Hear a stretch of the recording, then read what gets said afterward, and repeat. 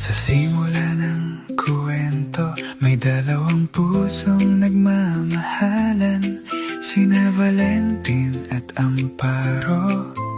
Haligi ng tahanan, tatlong anak na lalaki, kanilang ipinagmamalaki.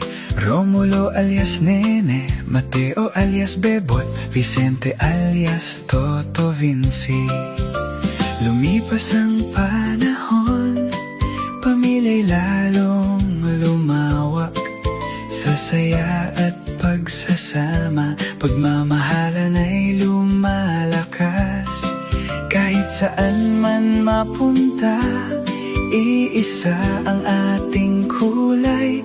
Pamilyang Flores, laging sama-sama sa buhay. Pamilyang Flores, puso'y nagkakaisa. Sa saya at lungkot, walang iwanan sa isa't isa. Tulong at pagmamahal ang ating sandata. Kapag magkakasama, buhay ay kay saya. Pamilyang Flores, isang malaking tahanan, Punong-puno ng ligaya at pagmamahalan. Sa bawat salo-salo, tawanan ay walang katapusan. Flores Family, forever tayong magkakasamahan. Si Nene ay kasama si Bunay, kanilang minamahal. At 5 anak na babae, biyayang walang kapantay.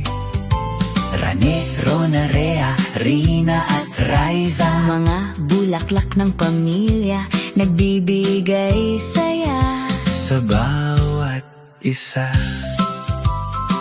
Si Bebot naman at si Linda, pag-ibig ay matatag.